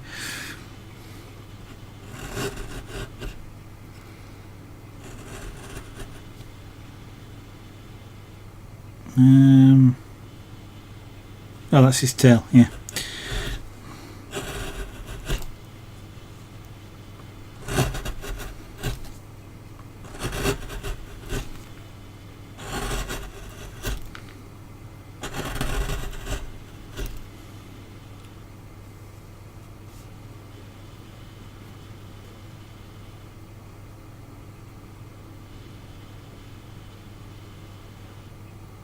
Yes, I got a shout out. I don't quite know why, because I was watching you at the time as well, and she was. I think she got four tracks before I managed to join when she got about 4 tracks left, and I wasn't really listening to what she was saying on the mic. I was listening. I'd been listening to the music and having just joined, obviously she was playing some sort of game to choose the tracks and things. So I was sort of turning the volume up and down, and she put up. I don't know why she did it, but she put up she wrote a sign and put it up to the camera, which is "I love you." And what was my don't know. She was obviously sending it to someone, because she hadn't. I don't think she'd looked at that point to see who was in stream. So I know it wasn't directed at me, but I forgot. I just said something back, and it was intended to be funny. I don't know if it was or not, but at which point, yeah, I got a shout out. So.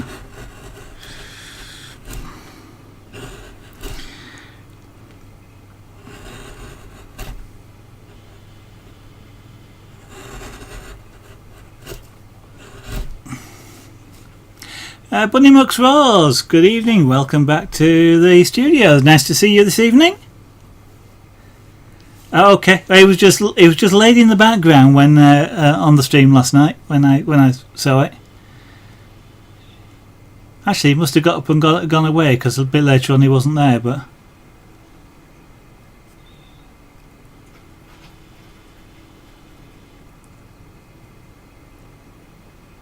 yeah, they have to use your full name though, Knoxhill, for it to show up, I think. Anyway.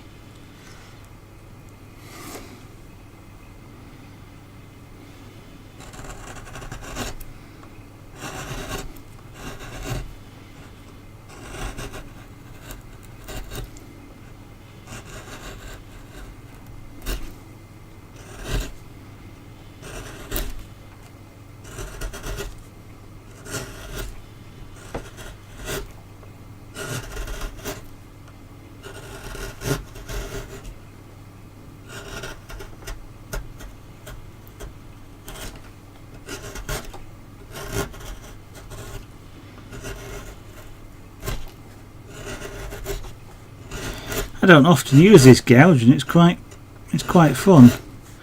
It's going to be take quite a bit of work to smooth out all these ridges, but that's something to worry about when I get closer down. It shifts some material, that's for sure.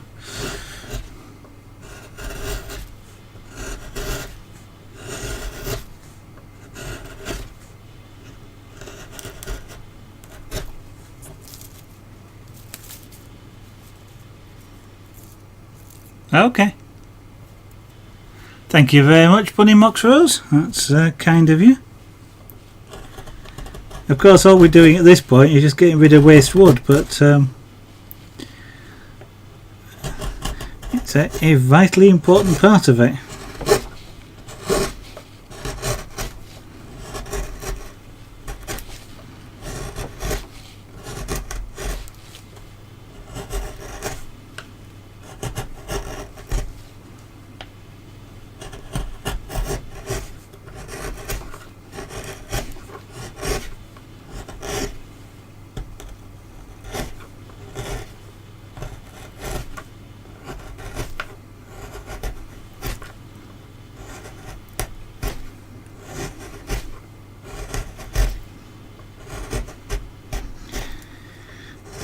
Just telling myself here not to go too silly with this. It's really easy to dig in quite deep with a deep gouge like this, and of course then you have to use more force.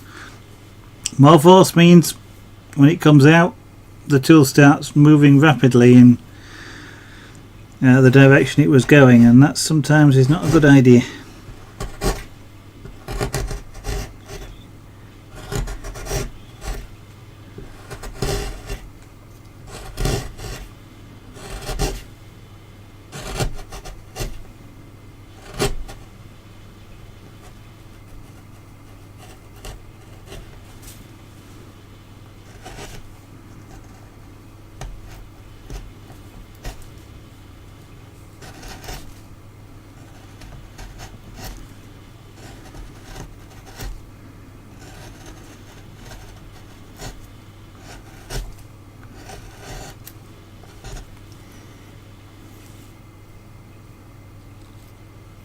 No, they don't.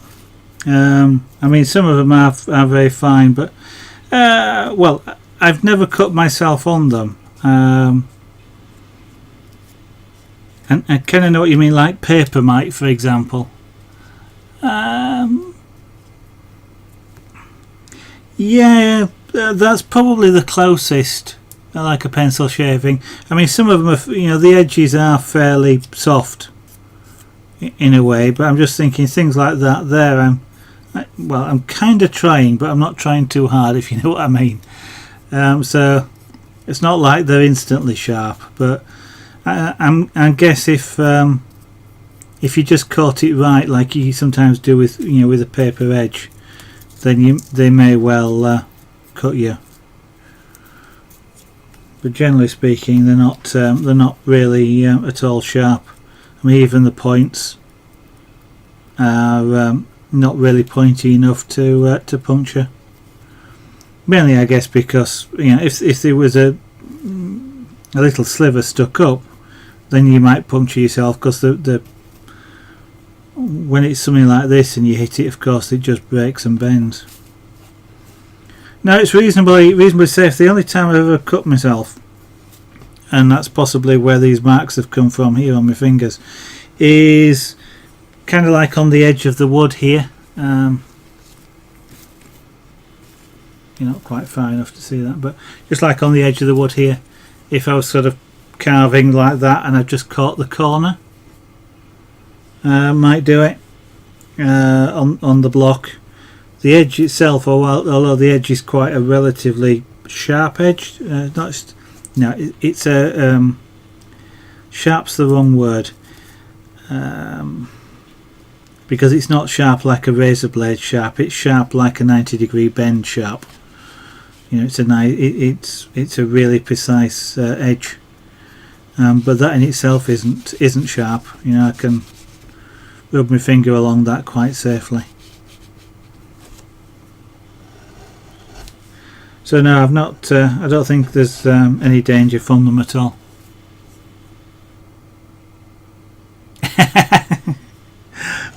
You know, Murphy's Law would have said, you know, I was doing that. You know, no, I don't cut myself. There's no problem. Slice, and there'd be blood all over the place. But no, yeah.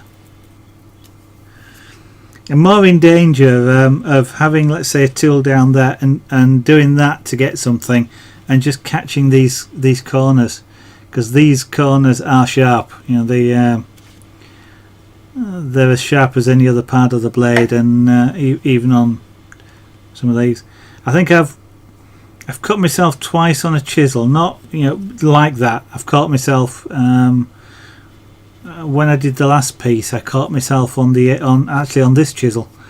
When I was putting something away, I literally almost just touched the edge, and I drew a drop of blood. It took about a minute or so just to, you know, stop seeping blood, but it wasn't a deep cut or anything. And another time I've done more or less the same thing, just caught the edge of a tool. Never done it whilst I'm actually carving though. Keep my fingers out of the way and know these things are sharp.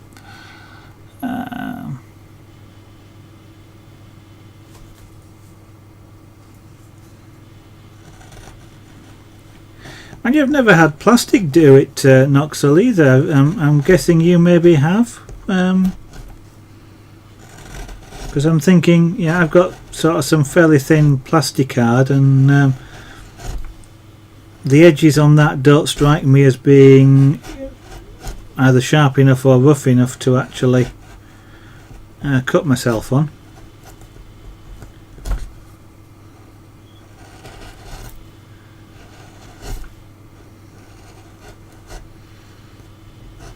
Mind you, I guess if it's been cut at an angle, then maybe it might create enough of a blade.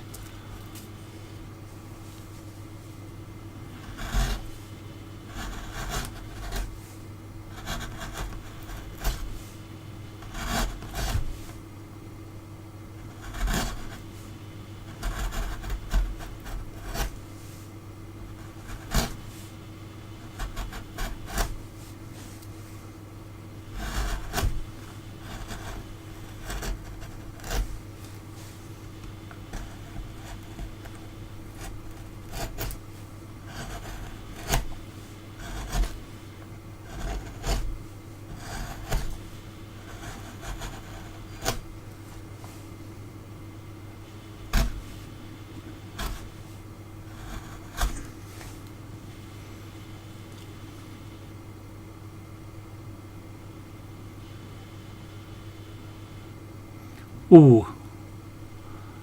That sounds painful as well. Paper cuts they're amazing things. They don't hurt until you realise you've cut yourself, and then they're as painful as...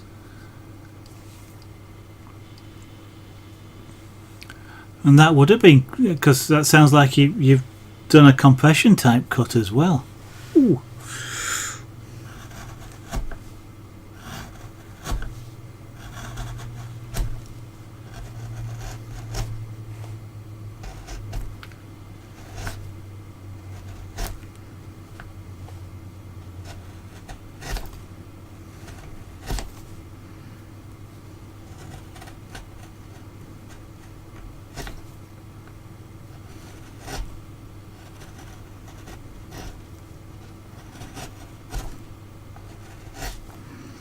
I really should adjust the angle of this piece of wood, so I'm pushing straight forward, but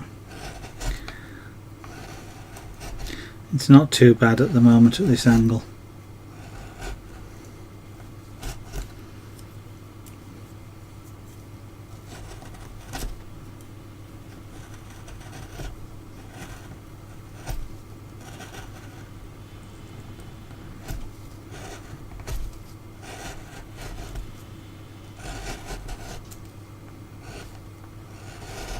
Part of it is because it's a little bit awkward working around the clamp.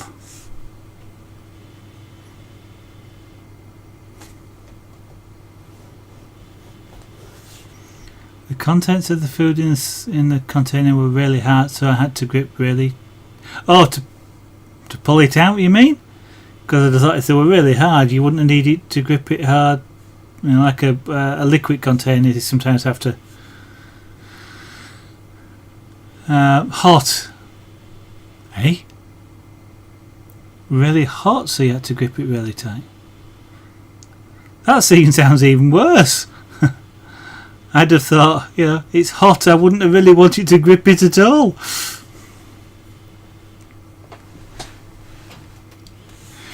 I keep my fingers away from the hot stuff. Well, if we talk about food, that is, anyway. Thank you very much, Knoxhill. Yes, yeah, progress, but well, you could say relatively slow progress from the point of view of, you know, we're not actually carving any carving the dragon as such at the moment. We're just sort of exposing it, shall we say.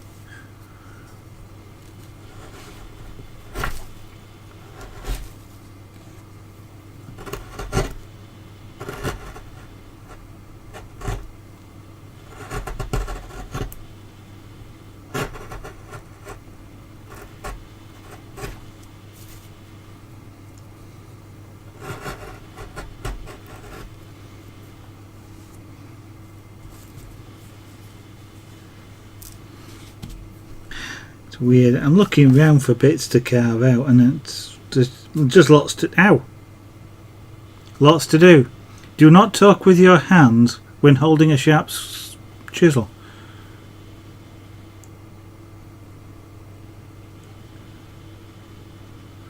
Okay, I just scratched myself there. Didn't actually draw blood, and I haven't actually cut through the skin, but I have probably just scratched the top layer.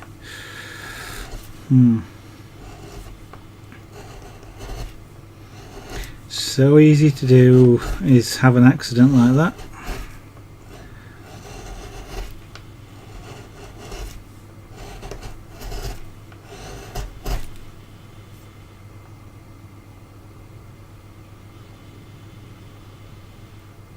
Yeah. No. Don't believe in jinxes. I believe in Murphy, but not jinxes.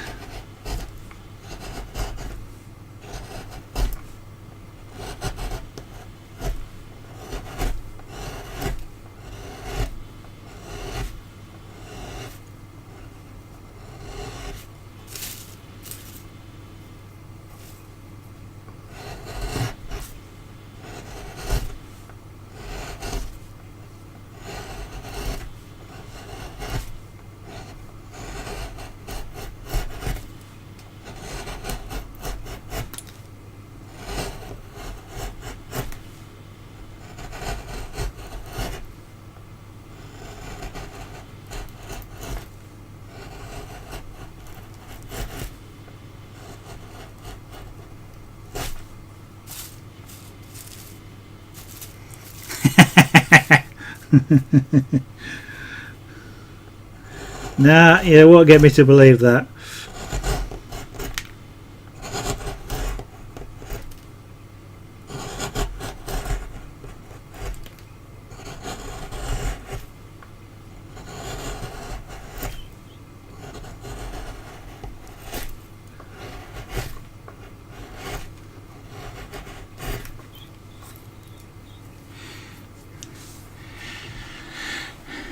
Maybe I should carve an image of an angel then.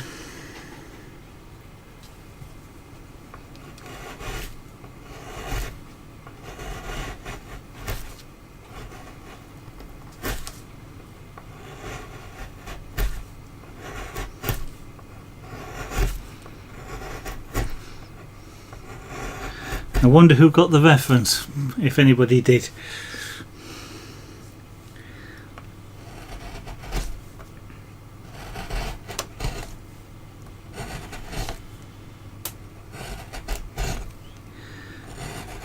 I suspect if TK Norway had been in stream, he possibly would have got the reference.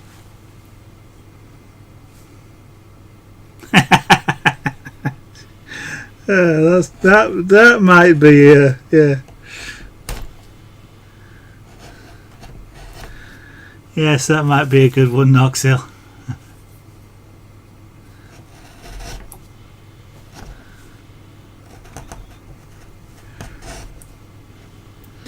An offering to the gods of Murphy. Yeah.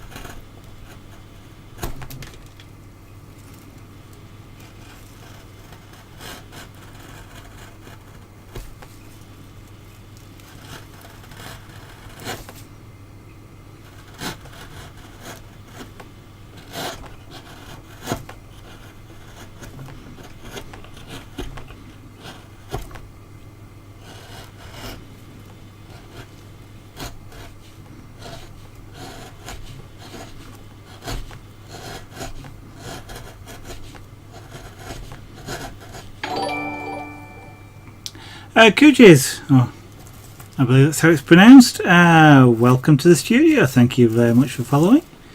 I appreciate that very much, and I'm glad you're enjoying what you're seeing. And Free, if you're still around, Mr. 3D Bloke, your 10-minute warning, sir.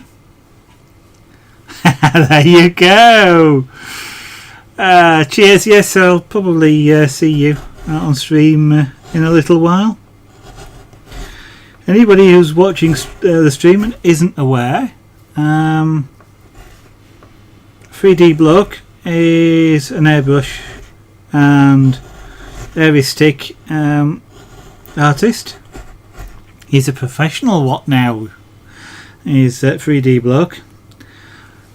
That means he, or rather to quote what he usually says, he may be a professional but he's not an expert. But he's a bit of one of those as well. He's just disappearing to set up his own stream, which will go live in about 10 minutes time. And so if you're interested in airbrushing, which I believe he's continuing to work on the Xenomorph in black and white this evening, although he was teasing about some new stuff. then yeah, I highly suggest you check him out when he goes live. I'm not sure if AD Fall Guy's still in the stream, but if he is, he's another guy to check out. He does chain mail jewellery principally, but all sorts of stuff in chain mail. Another talented guy there. He streams on a Wednesday at 7 PM UK time. So about 3 hours earlier than now, but tomorrow. So again, recommend you check him out. And okay, that's not a problem. Just letting people know how good you are at what you do. And of course, if there's anybody else in chat who streams, feel free to let everybody know. I don't mind.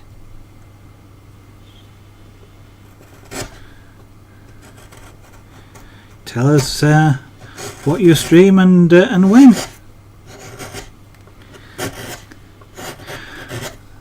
There's so many people around who stream these days, it gets quite hard to keep track.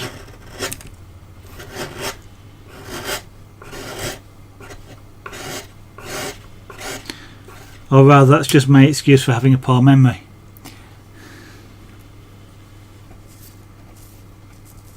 Now then, this side is getting down towards the level and the final level that we want it to be at, but there's still a few millimeters to go.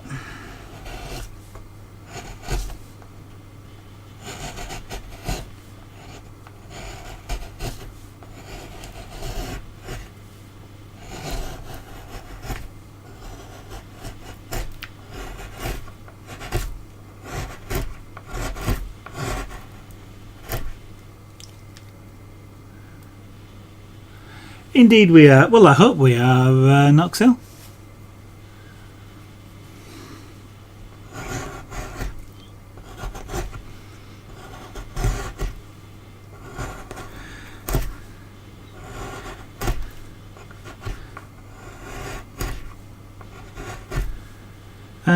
It does seem to have a completely different vibe to the game streams. They do seem to be much more competitive with each other, but the creative streamers don't. I mean, there's I go into lots of streams and they'll actually start telling people what I do, and just the same as I tend to do as well. It's almost as though what's the word? You know, there's more fun in the collaboration, I guess, in that way. But I think perhaps it's because we all do our own different things, and there's just naturally not much competition between us. Because if you were a person that liked watching carving, then you wouldn't necessarily be watching a person that watched people doing beadwork. So it's not the same audience that they're fighting for, really. I mean, not that us creative people are necessarily fighting. I mean, it's always nice to have viewers and followers and things like that. And some of us, and I guess I am one of them, it would be really nice if this was to become a professional job, but that's not something that's going to happen anytime soon. But I think that's perhaps it's a lot of the crafts and art that you see is complementary to each other.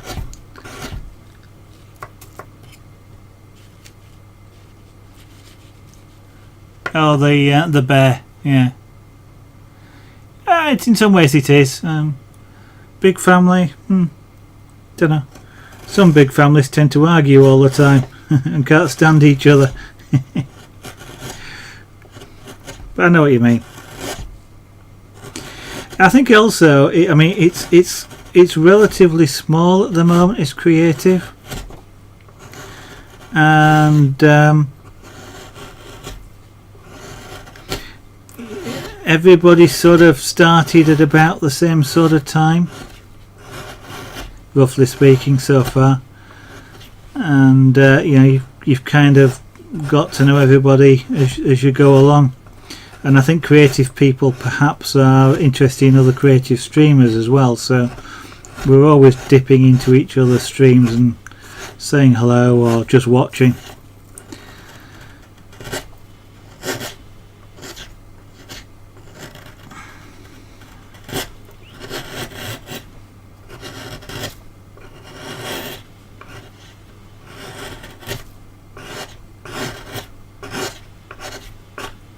Anyway, F1, I'm glad it's like that.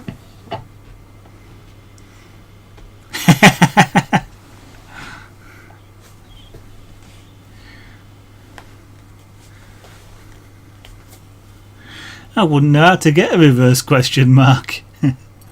Or even some of those other characters. Well, that's not strictly true. I would, because it's only a character code, but I'd have to look it up.